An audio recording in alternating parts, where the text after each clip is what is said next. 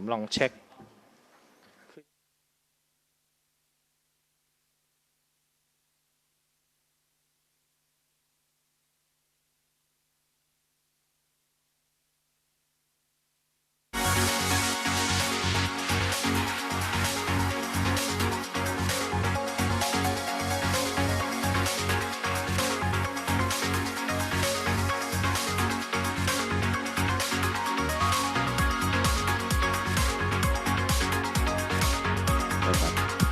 ฮัลโหลคือการเดิน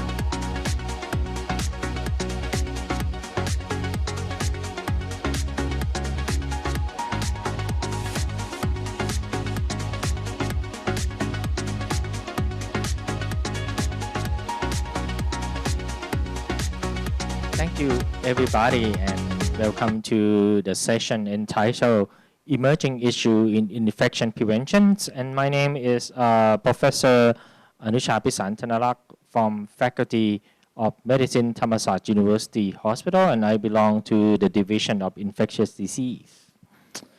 The objective of my talks in the next 35 minutes will include: first, I would like to share with you the COVID epidemiology in the era of the variants, and secondly, I would like to talk about the implementation science, and third, I would like to share with you how to create a personalized antibiotic prophylaxis for certain high-risk procedures, and then I would like to follow up with the topic that is very important. It comes with water. And lastly, I would like to share with you the data that demonstrating the higher mortality associated with chlorhexidine mouth care. I would like to start first with the clinical epidemiology of COVID-19 in the era of the variants. And by saying that, I would like to say that COVID symptom is very much non-specific, like fever, cough, fatigue, sometimes myalgia, sore throat, diarrhea, and also some kind of headache. Some more specific symptoms might include the loss of sense of smell, and also there are some rash associated with it.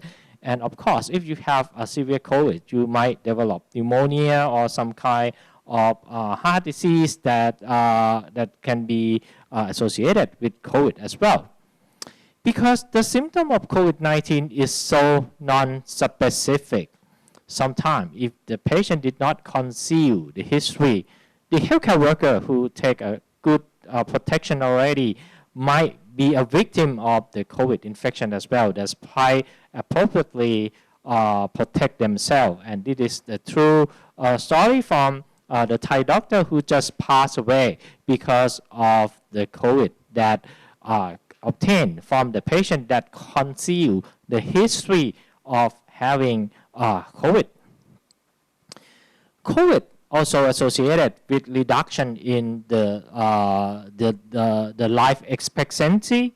This is the data in the United States and also the data globally suggesting the same thing, that the life expectancy has been reduced by 1 to 1.5 years after the event of the COVID-19.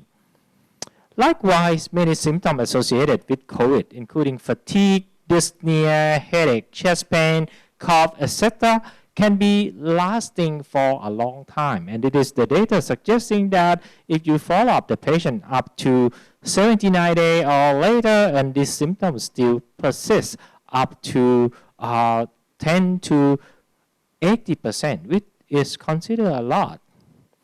Likewise, COVID also infect variety of organ, and also the brain is no exception. COVID can enter the brain and cause a lot of psychiatric and neuropsychiatric presentation.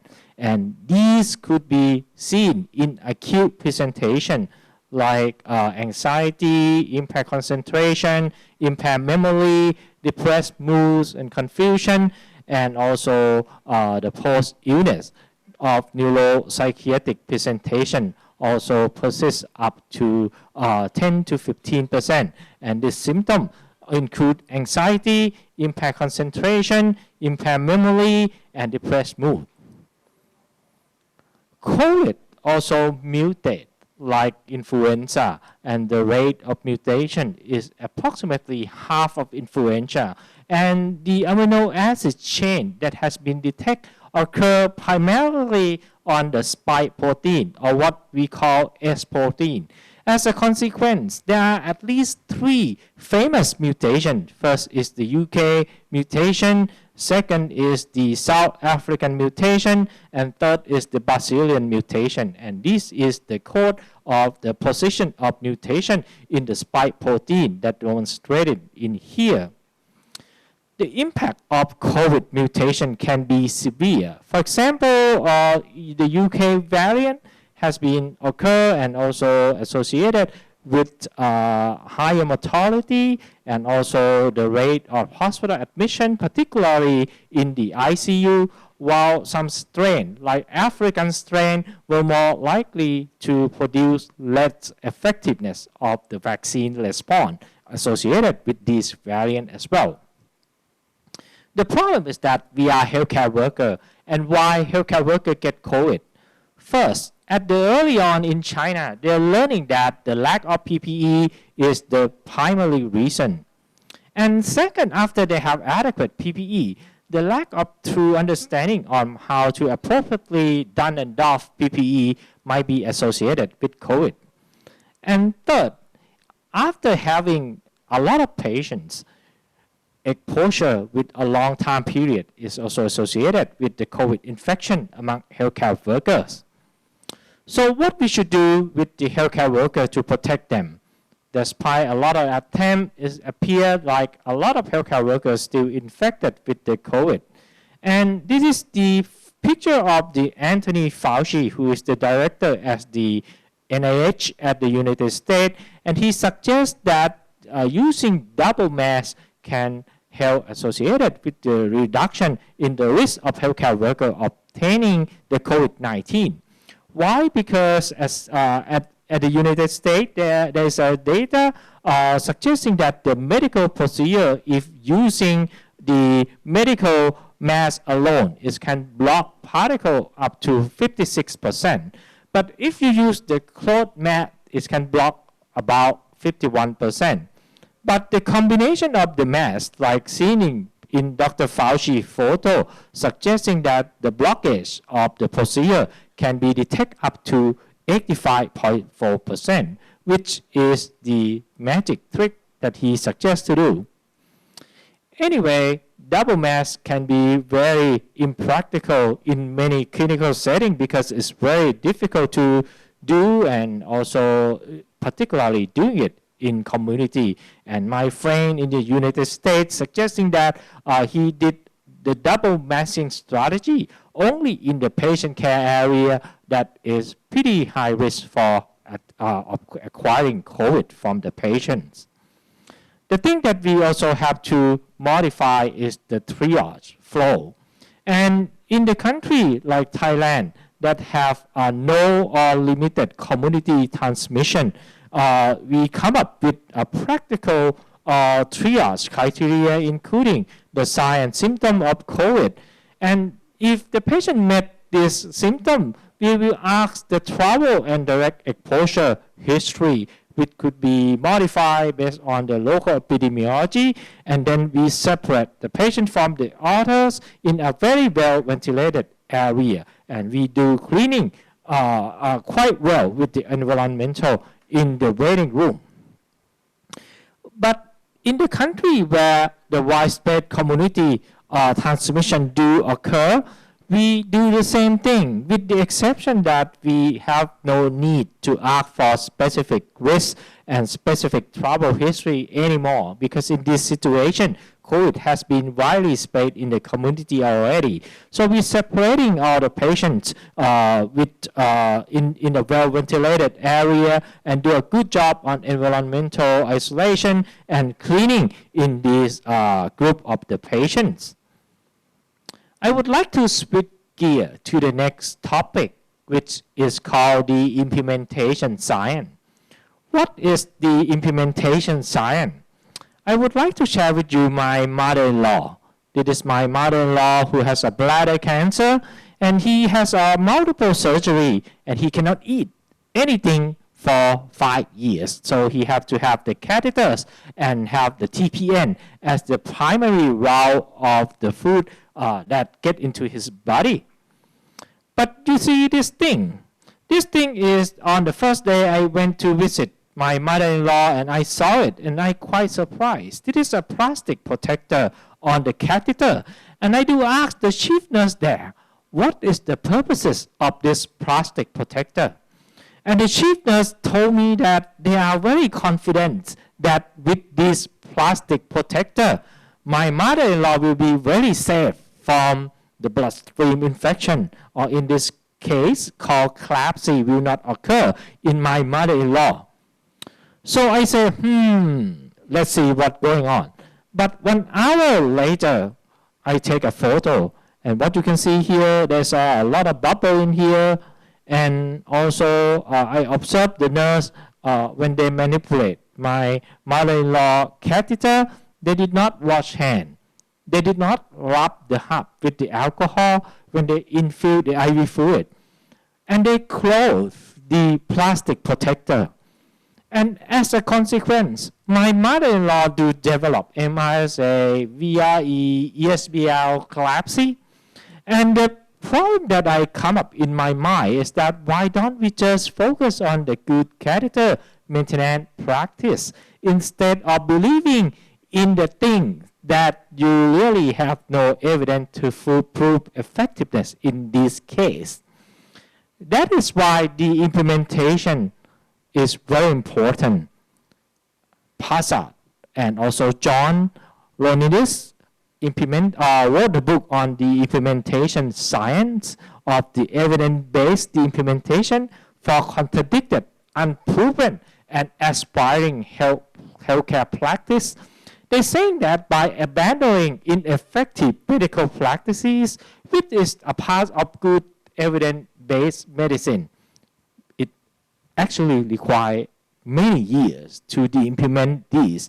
The example is that the routine use of glove and gown for precaution and such resistance to the evidence will of course increase the healthcare costs and may distract the doctor from alternative strategy as well. The New York Times also saying that in the United States, researchers identified nearly 400 common medical practices and theory that were contradicted by rigorous study. It's suggesting that doctors did not follow the true evidence. What they did practice did not really follow the evidence base. That's why the implementation science become very critical, but it take a long time to the implementing because you need to acquire the evidence and you have to adopt and implement it and you have to do the study like the randomized control trial to make sure that these practices are not working and we should stop doing it. So this is the example of with the implementation of mammogram. And it is published in New England Journal in year 2014. And the message is that in theory, if you're screening for the mammogram, you could identify patients with the breast cancer much more, and you can prevent the breast cancer much more than without screening. But from the Swiss experience, they found that with screening and without screening with mammogram, they found that the same proportion of women get breast cancer, and therefore they implemented. They did not do mammogram in their country. Medical minimalistic, therefore, is very important because it makes it very focused on what really matters in medicine. And also you have more time to talk to the patients and also to guide and to pay attention to their care.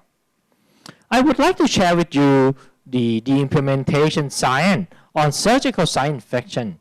But I would like to start by saying that surgical site infection in the modern evidence has associated reduction with 55% preventable from the global data.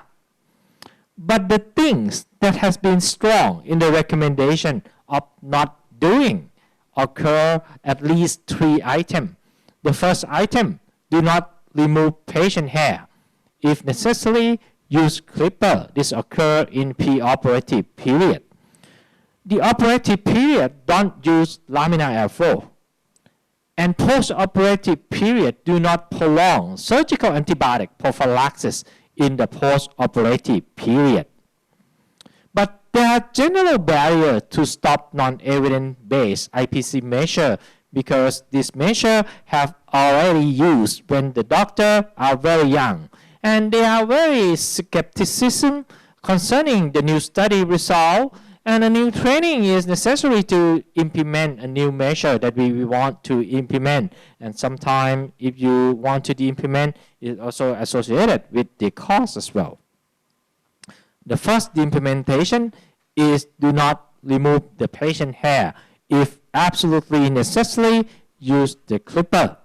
This is based on a lot of meta-analysis comparing a lot of means of removing hair and non-removing hair, including the clipping, the chemical deplication, and also not removing hair, comparing with the shaving. And as you can see here, all the arm has been compared to shaving and has been associated with at least 40% reduction in the surgical site infection. And thus, laser is not recommended to use. But generally speaking, it is quite difficult to not remove the patient hair because if you want to implement it, you really need systematic approach, including the consensus in the IPC committee, the information of healthcare worker and the patients, and organize easy access to the clipper and stop buying razor, and reorganization of the hair removal procedure. And again, you really need to be audited again and again. The second implementation occurs in operative period, which is the laminar flow should not be used, and this has been recommended in WHO guideline as well. The evidence is quite strong that there is no clear benefit of using laminar airflow compared to the conventional turbulent ventilation. And laminar airflow is not evidence-based preventive measure to reduce the risk of SSI, and equipment should not be installed in a new operating room. There is no clear benefit comparing to conventional ventilator that the laminar airflow will reduce the rate of surgical site infection in a clean and variety of type of the wound, and it makes us wonder that it is quite important to focus on the IPC with a good evidence and still are not completely implement rather than doing things that has no evidence in real life. But the barrier for stopping constructing laminar airflow, including they are not believing in the evidence, the local health authority in some country might still require laminar airflow, and also there are some national guidelines that still require the use of laminar airflow, and also the industry themselves is interested to sell laminar airflow ventilation system as well. How to overcome such barrier? First, to come up with a consensus in the IPC committee and interaction with the local health authority and develop national consensus with an ongoing search for optimal ventilation system. The third implementation on the surgical aspect is do not use prolonged antibiotic prophylaxis. This is good to say, but very difficult to do, particularly among the surgeon because they may not believe it. The rationale is quite clear. If you have a minor surgery, the impact of antibiotic may not a lot because in this particular situation, if you give antibiotic, the gut microbiome will reconstitute quite quickly after surgery, and the suppression of the pathologic biome do occur no matter what. But it is opposite when you have an invasive surgery. And in this situation, as you can see here, that the gut microbiome will be suppressed with antibiotic while there is a pathologic biome overgrowth that causing a lot of infection associated with it. So clearly, prolonged antibiotic after surgery do harm. The science about stopping antibiotic quickly has been studied extensively, and did a study in JAMA surgery in 2019, looking at the national data on antibiotic prophylaxis at different time frame, and they look at the three endpoints, including the surgical site infection, acute kidney injury, and the occurrence of Clostridium difficile.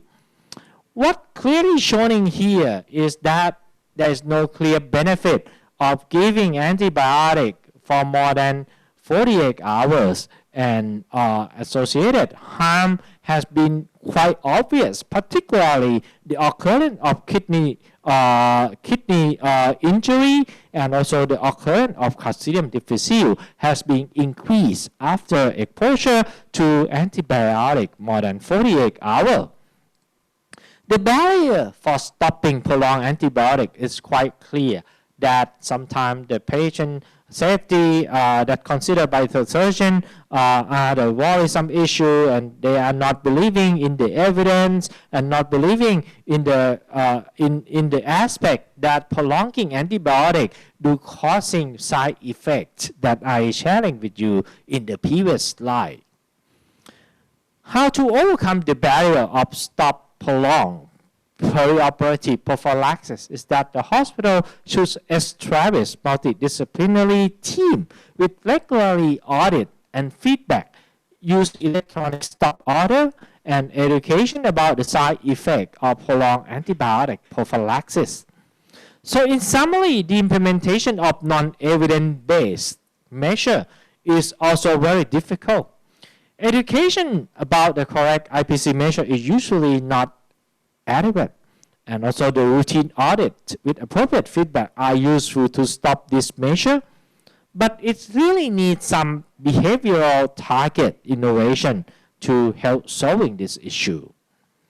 The third issue that I will mention today is associated with the water, And with these, I would like to share with you the anatomy of the water system in the hospital, and it is the anatomy of the faucet, aerator, the black splash, the basin, the drain, and the trap that look like P, or we call it P-trap.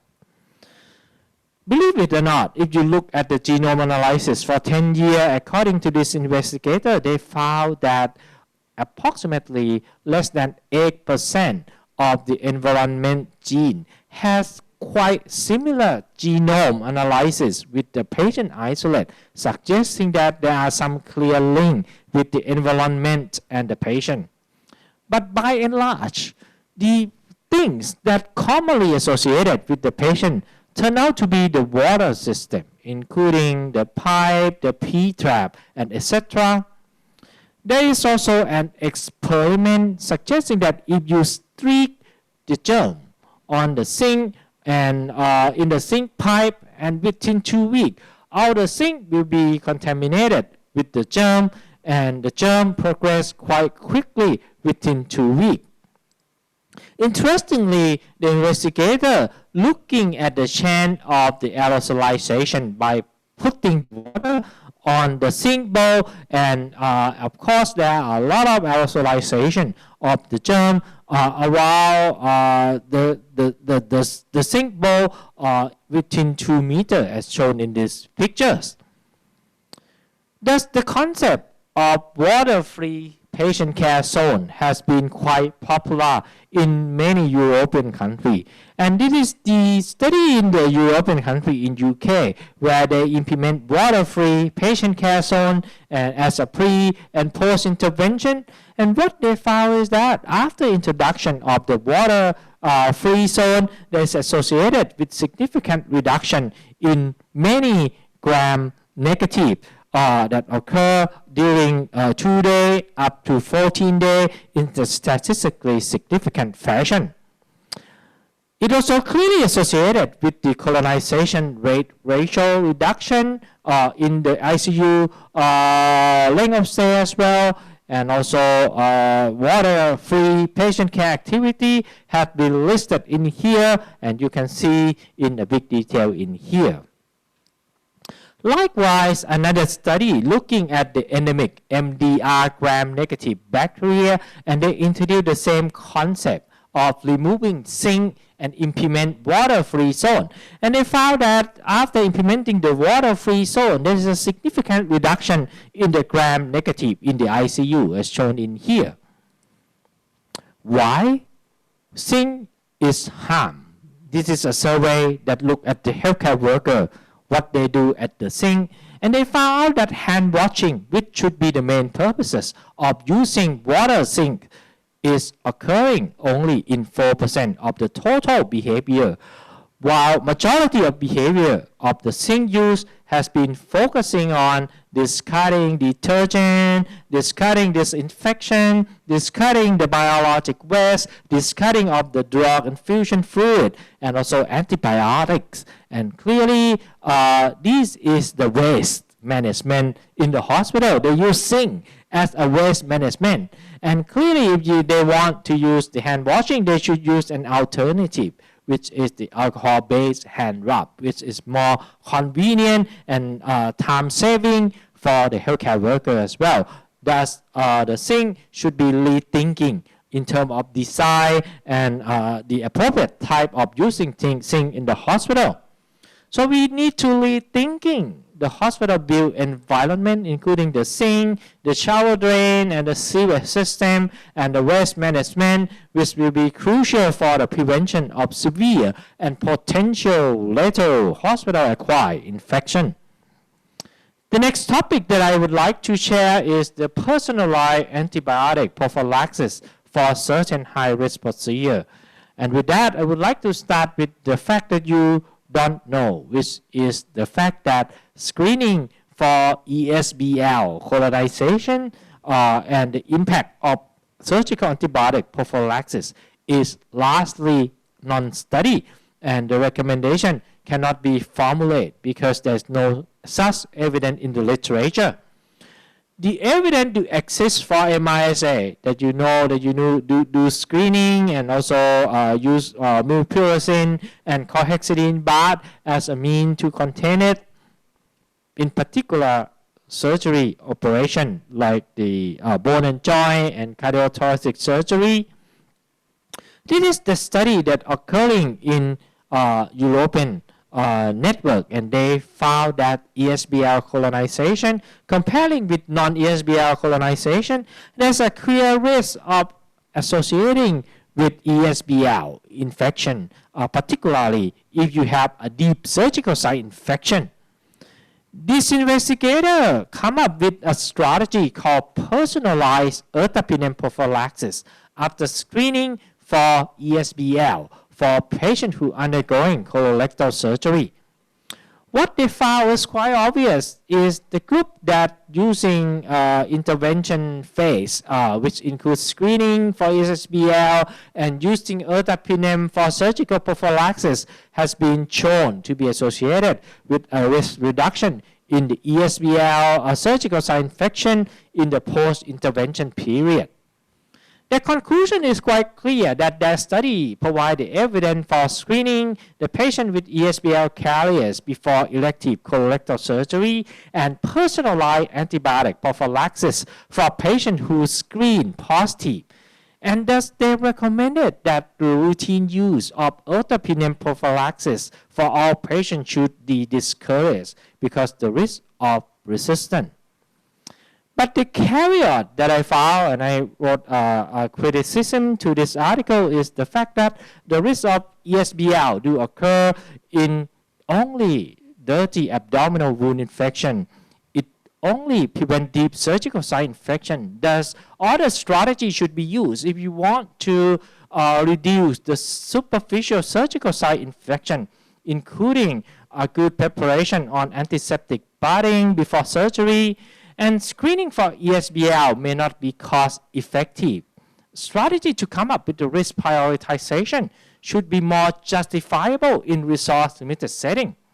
It is very important to emphasize appropriate carbapenem use, particularly the time for start and discontinuation for such indication. And lastly, additional study on antiseptic bath would give more insight to this issue as well. As a matter of fact, it is the study in our institution, and what we found is that in our institution, ESBL colonization occur up to 32%, and clearly ESBL colonization is a predictor for surgical site infection, but indeed, there's no clear link between the pathogen that we found, because not at all turn out to be ESBL. They are staph and not ESBL, which suggesting that carbapenem prophylaxis may not be justifiable for those who are ESBL colonizer. We also did a study to look at the impact of colonization on abdominal surgery and look at variety type of surgery, and we found that 36% of our surgical population has ESBL detected, and also 13% do develop surgical site infection.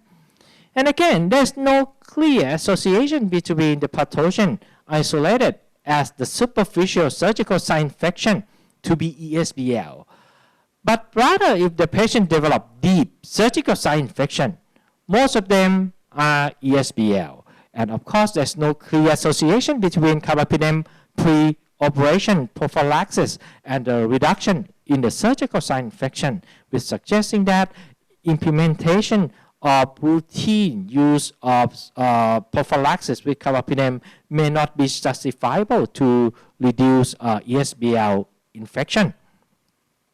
The next topic, which is the last one, pertaining to the use of oral care with chlorhexidine. And oral care of chlorhexidine now turn out to be the cornerstone of our practice now today, and it is the data suggesting that the oral care with chlorhexidine can significantly reduce the VAP or ventilator-associated pneumonia rate. But as a matter of fact, there are some bias on the study, because if you look at the type of open-label randomized control trial, there's a low VAP rate. While if you look at the type of double-blind randomized control trial, there's clearly no differences in reduction in the VAP. But in most studies, if you do meta-analysis, there's a trend of increasing the risk of mortality. And clearly, is this justifiable? So we probably need to look at other objective outcome. And of course, the objective outcome that including duration of mechanical ventilation may not be so different in the favor of using chlorhexidine, but mortality is still very high in cardiac surgery and non-cardiac surgery, which make it very doubtful that these strategies should be employed. People might wonder why using chlorhexidine associated with mortality.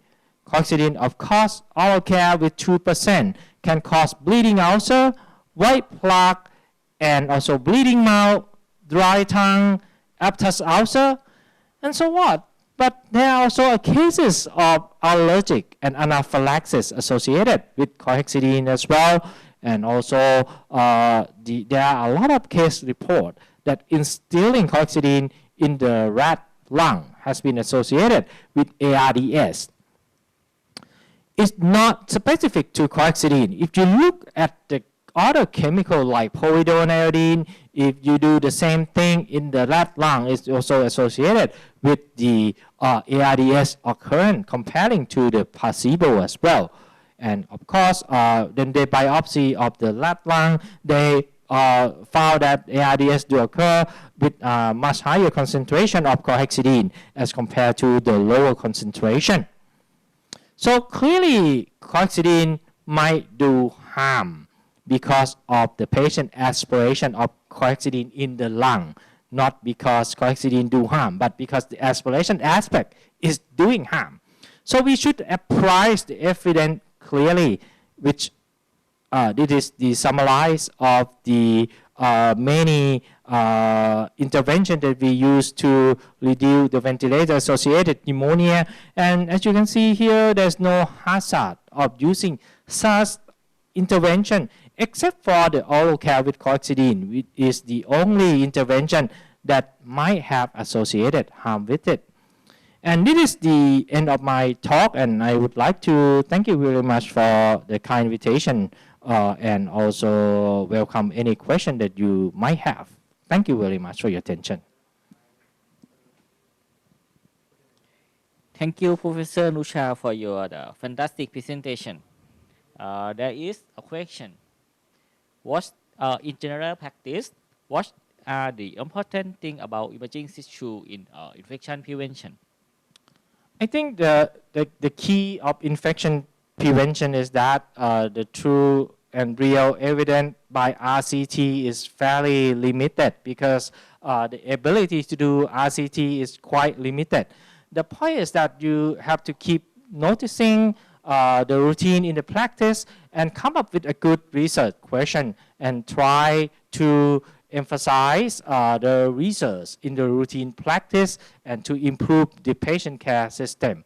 And of course, a lot of knowledge has been gradually changing, and you have to keep updating for the, to keep up with the change of the knowledge in the real time. Particularly nowadays, you experiencing the COVID, and you know yourself that COVID knowledge is very overwhelming, it's flooded every day. So it is important for us to continue looking at the paper, looking at the literature, and also apply the evidence clearly. That is my answer. Thank you very much, Professor Anucha, for your kind presentation. Thank you. ขอบคุณครับ Thank you. ขอบคุณครับ